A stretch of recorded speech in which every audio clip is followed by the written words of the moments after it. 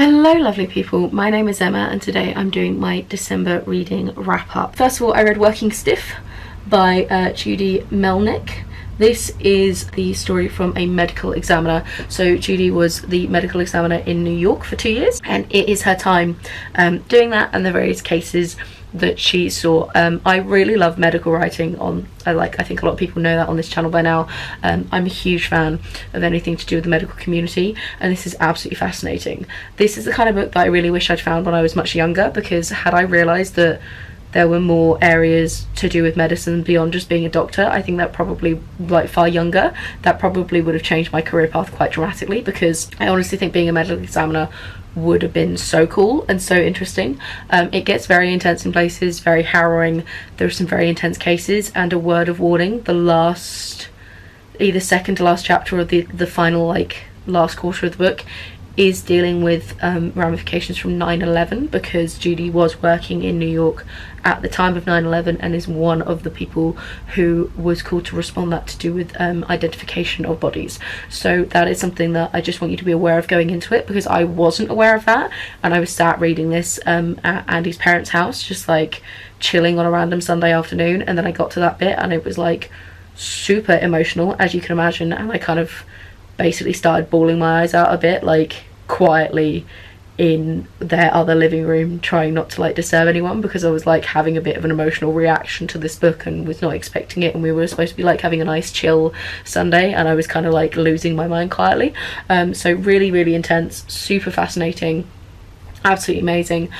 One thing I would say as well is you don't get much closure from some of the cases, because that's what it's like being a medical examiner. This idea that people are kept in the loop throughout all of the case, it's very much like a Hollywood TV land idea, and so many of these cases just come across Judy's desks and then immediately move off of them once she's put in her 2 cents for it, and she never necessarily gets to find out the answers. So there are lots of cases here where you won't find out the outcome, you just find out the information from her, which I didn't mind at all, because I'm here for the medical stuff, but for some people I know that might annoy them. Then I read another non-fiction, ending the year strong on the non-fiction count. I read Cannibalism by Schutt. This was another really good read. As the title suggests, it is talking about various instances of cannibalism throughout both the animal world and the human world. It starts out very much more on the biological animal side of things, including amphibians and insects and all sorts of stuff like that. And then it gets a bit more social, historical, anthropological towards the end, and focuses more on humans. So dependent on what is your jam, you will either enjoy the beginning or the later half more. I am slightly more into the anthropological side of things, so I definitely enjoyed the second half of this book a little bit more. Having said that, I think Schutt does a wonderful job of really bringing this topic to life. Very interesting. Again, because it's looking at specific instances of cannibalism, there were a few times where, especially in the biological side of things, there would be discussed a trait to do with an animal that exhibited behavioural cannibalism in various different ways, and then it talked a tiny bit about it, and then it would move on, and I wanted to know more about that animal species in general, but that's not what this book is for. Oh my god, my camera cannot do today. We're just going to power on. It's good though, because it gives you a jumping off point to consider other areas, which is awesome. I also really love the anthropological side of things. It talks about some very famous instances of cannibalism and how it's been sensationalized, and actually it's not. Maybe there wasn't quite such a high rate as the incident suggested. It also talks about some of the historical accounts we have of things various tribes showing signs of cannibalism, and these very kind of feral tribes that the Western societies come into, and just how bollocks all of those accounts are, because they're accounts from accounts written down 100 years on from someone who wasn't there, from people who have vested interest in making the people that they're writing about seem very animalistic because of it's almost propaganda kind of thing. So really cool and interesting. Also, what I really appreciate from this book is it doesn't talk about any serial killers who had cannibalistic tendencies, because what Schutt says is these people have already been sensationalized, and there are so many books out there about them already, and he felt that would be very disrespectful to any of the families of the victims. And actually, if you want to go down that true crime road, there's a whole separate field for that. This is not about that, and he didn't want to dedicate the book space to that, and I totally respect that as a thing. I find some of the sensationalization of true crime a bit grotesque, and I really wasn't looking forward to reading about that if that was in this book, and it's not at all. It briefly, very briefly talks about our weird obsession with the concept of cannibalism through both true crime and pop culture, and then like moves on, and that's briefly touched in the introduction, no real specific examples given, and then we move on, and I really appreciate that. Amazing book, really cool and interesting. Then I listened to The Long Goodbye by Raymond Chandler on audiobook. This is a crime noir. It follows his character Philip Marlowe. I don't know which number in the Philip Marlowe series this is, but they're not connected. You can read them out of order, like with quite a lot of crime books out there. It's a very shiny cover, apologies in advance. This is real, like, iconic classic crime noir. They're, you know, all the women are dames and dolls, and described as in just Raymond Chandler's like turn of phrase is incredible. This one is about a gentleman who comes to that Philip Marlowe like bumps into a few times, and then basically this gentleman comes to him in a bit of a moment of crisis, and then it turns out he kind of gets dragged into a bit of like a conspiracy going on with a bunch of the rich and powerful in America. It's really cool. I especially like the audible narration because there's a real sense of like barely contained rage to a lot of what Marlowe does, and a lot of what Marlowe says, and there's this real like energy to him of this kind of sass and snark and just saltiness about the world in general, of a guy who's seen too much and been there and done that, and he's like a private investigator and he knows what the scum of the earth can be like, and he has no sympathy left anymore. And there was a real venom to the narrator that just lifted this already sparkling amazing prose. Like Raymond Chandler's turn of phrase is one of the best things out there ever, and the narration just elevated it even more than it already was. It was such an experience. There was a phrase at the beginning of like very early on in one of the first chapters where it says something like, she gave him a look that should have been sticking 4 inches out of his back, and it's just such a cool way of like describing something. It's the kind of thing that like no one speaks like that these days, but it's just awesome. I really love Raymond Chandler. I enjoyed The Big Sleep so much when I read it back in 2018, and I can't believe it's taken me this long to get around to another Raymond Chandler.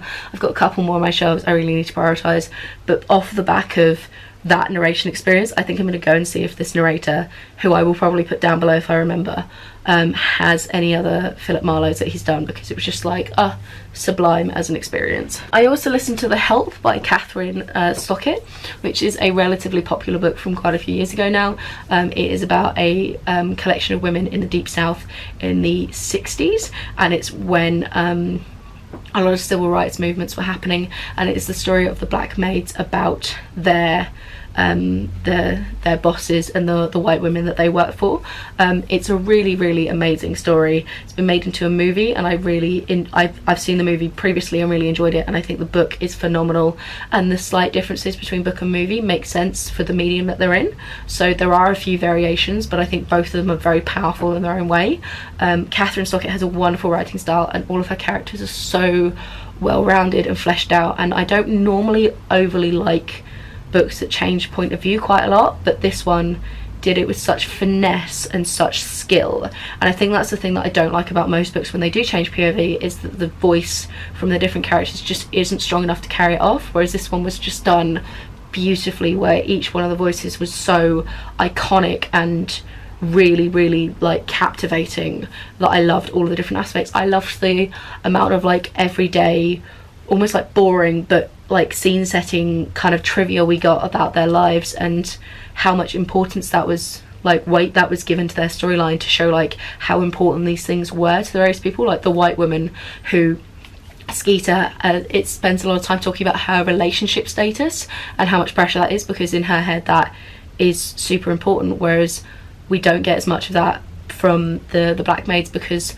the civil rights stuff is clearly like pushing higher in their priorities, because that's the shit that like really matters to them. And for Skeeter at the beginning, it's a bit more of like a jolly and a lark, and then when she kind of sees their perspective more and more, it takes more and more center stage, and I thought that was really cleverly done. So yeah, I super enjoyed that, and again I listened to an audiobook, and the audiobook is amazing because it manages to do a deep southern accent from America that didn't annoy me, which never happens, because I'm sorry anybody watching who has a strong southern accent, damn, you got, like, that's an intense sound. It's not dissimilar to some of the northern accents from the UK in terms of like listenability, but yeah, really amazing, and it has an amazing full cast, incredible. Then I read, and these next two books you will have seen on my 5-star predictions wrap up if you watch a lot of my channel, because I did read them both in December and have talked about them there. So the first one is Kintu by Jennifer Nansubuga Makumbi. Kintu is an epic set in Uganda, and it is about a gentleman called Kintu who historically was a leader of a clan, and then basically some bad stuff happens and he manages to bring a curse down on his family, and then it is some of the next generations, the curse, the way it affects them, and just like little snippets and vignettes of their lives. I really enjoyed it. Again, this is another instance of where the different point of views have strong enough voices to really carry it through. There was no particular character whose voice I enjoyed more than others, which is again very rare for me in point of views. Normally in POVs where there's lots of different ones, like I'll be really into 2 out of the 3 and not care about the others, whereas this one I felt like it was very even across the board about my interest level. I really liked the way it tied up at the end. I really enjoyed this book as a reading experience, and I far more than I was actually expecting it to, because when I first started it I got like 2 chapters in and wasn't really feeling it, and I just don't think it quite caught me in the right time of the month. And then like I had a day where I could just kind of sit and chill and not worry too much about anything, and I just blitzed it. And I think it's one that you really need to like nestle into and get used to the writing style. I love some of the like cultural and historical information about Uganda, something that I don't know a crazy amount about, and that's again another one of the reasons why reading from different cultures is so cool and interesting, because you just get these like snippets of information dropped in and kind of help to like fill out your worldview and like understanding of your place in the world, and just generally really enjoyable as a reading experience. Another one that was mentioned in my 5-star wrap-up video is Positive by David Wellington. This is basically just like a post-apocalyptic survivalist zombie story. It's not necessarily doing anything crazy original with that as a genre, but it is a really good example of that genre, and it's a genre that I personally really enjoy. What I liked about this one is that the zombies don't even really take center stage. The more important thing is the interaction between the main character and other human beings on the road. So to set the scene, it's after a zombie apocalypse, but it's a good like couple of decades afterwards where some form of society started to build itself back, and you have these like pockets of communities, but then you have these big stretches of road in between that have got like pirates and bandits and looters and generally bad people on them. The way that the zombie virus works is that if you are exposed to it, it can lay dormant in your body for up to 20 years and then kind of explode at any point.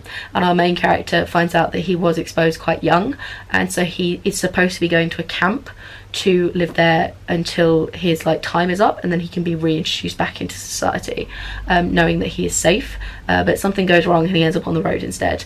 It's really fun, really interesting, plays around with some really cool tropes. There was a really weird bit where one of them talks about like cannibalism becoming an option and how that's okay, but the zombies who eat people aren't okay. And I loved that weird distinction between like, we're consciously eating human beings and that's acceptable, but these weird unconscious creatures eating human beings, that's unacceptable. And it tied in so nicely with some of the stuff I'd read from the cannibalism book earlier in the month, that it was like one of those weird lovely full circle things where you're just like, people in starvation situations will do interesting things that you'll rationalize in really weird ways.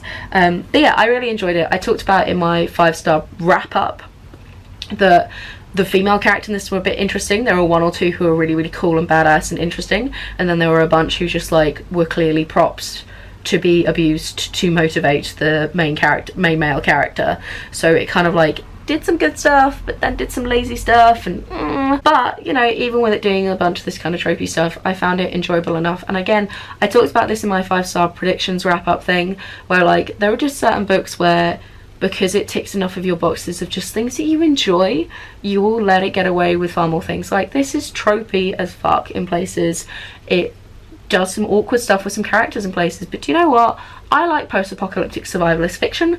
I quite like it if there are a few zombies thrown in there as well. This ticked those boxes, therefore I had a good time, therefore it's 5 stars. That's how rating works on this channel. Like, objectively, is it the best book in the world? No. Objectively, is it the best example of zombie books in the world? No. Did I have a good time? Yes. In which case, no one can judge me for giving it 5 stars. If you want objectively reviewed content, you have come to the wrong channel. I did read 4 of the Animorphs books by Ka Applegate. Partway through the year, but going little weird binges of reading the Animorphs books.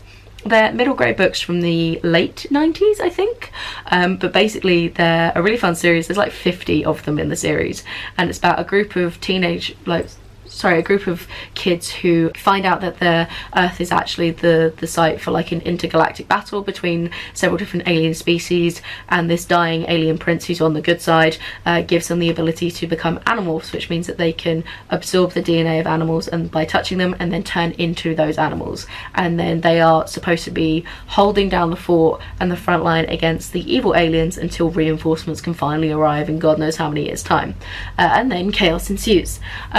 There's no need to particularly talk about these 4 that I read. I read from 11 to 14. I had a good time. I really enjoy them. I know Books and Lala read one of the series recently in one of her like readings, her 6th grade favourite books, but she jumped in very late in the series, which I don't think did her any favours. I honestly think if you're looking for really light, fun, very 90s middle grade books, but that do a really good job of talking about some really important issues, definitely pick up the Animorphs, but pick it up from like beginning of the series.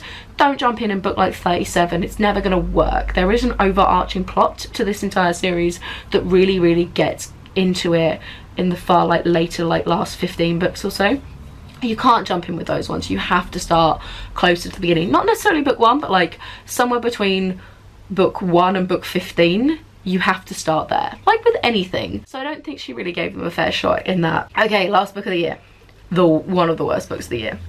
So I regret reading, but I read The Extinction Trials by S.M. Wilson. This is described as The Hunger Games meets Jurassic Park. Now this should be right up my alley because I really like The Hunger Games and I really like Jurassic Park. Unfortunately, what this review on the front means is it reads like crappy AU fan fiction of The Hunger Games meets Jurassic Park, with absolutely no nuance to storyline or characters or anything that makes either Jurassic Park or The Hunger Games any good. It is ripping so hard from The Hunger Games, it is actually unbelievable. Like, I could totally just transplant huge chunks of The Hunger Games into this and it would be the same. Also, for a book that features dinosaurs, it does nothing to research the dinosaurs. I know what I'm on about when it comes to dinosaurs. I have read a decent number of books now. I've watched a fair number of documentaries. I can't remember all the facts, but I know when they're wrong. And whoa, this book does it badly. This was a train wreck from beginning to end. I gave it 2 stars in Goodreads and I honestly might drop that down to 1 star. The fact that it even vaguely mentions dinosaurs at all is the main reason why it has 2 stars from me. It was bad. It was like, it was kind of fun bad in that like fail video, can see it happening but can't look away kind of way. Like, holy crap, this is awful as a book. The most like one-dimensional terrible characters. The main character is called Storm Chaser. That is her literal first name given to her by her parents. Storm Chaser. Like, how fanficky can you get? She has violet eyes that is repeatedly referenced for no other reason than that they're violet and this makes her special throughout the book by various men who meet her. It is, oh my god, this is just, I can't. It's part of a trilogy. Needless to say, I'm not reading any more of it. If you want to know about this book, please go onto Goodreads and read some of the 1- and 2-star reviews from it, because they capture what I just cannot articulate right now with my bad throat of like how unbelievably tropey and bad this is. And this is not a shot at YA, because there are genuinely some very good YA books out there, of which I have read both as a teen and as an adult, and whilst I don't read much YA, the stuff that I do read I appreciate. This is not a good book, and it is not because of the fact it's YA. It is a bad book regardless of who its audience is. It is not well written and it should never have been published. And if you're out there writing books wondering will I ever be published, the fact that this crap can make it onto a bookshelf means that you are almost definitely going to be able to get published, kid. Don't even worry about it. This is so clearly jumping on a bandwagon around the Hunger Games time and making a bit of a cash grab. It is horrendous. I feel mean now. Was that too harsh? No, I'm sorry, you put your work into the public sphere. And like, in some cases I do these things and I think like it's because I'm not really the ideal market for it. However, as a human being who fucking loves the Hunger Games and fucking loves Jurassic Park and is willing to read YA from time to time, I think I actually do land in this demographic. If anyone was going to look favourably on this book, it was me, okay? When it comes to dinosaurs, I will forgive a lot. I like Jurassic Park 3 and Jurassic World 2, unironically. If anyone was going to like this book, it was going to be me, and it is bad. It is just straight up bad. I will forgive a multitude of things, but there is a limit to how much I will forgive, and this book has finally found that limit for dinos. And I didn't think one existed, but it does, and it's this book right here. So anyway, that was what I read in December. How's your reading going in the new year? Mine's going quite well. I'm really enjoying everything I'm reading at the moment. That's pretty much it from me. Have a wonderful reading week, and I'll chat to you soon. Bye!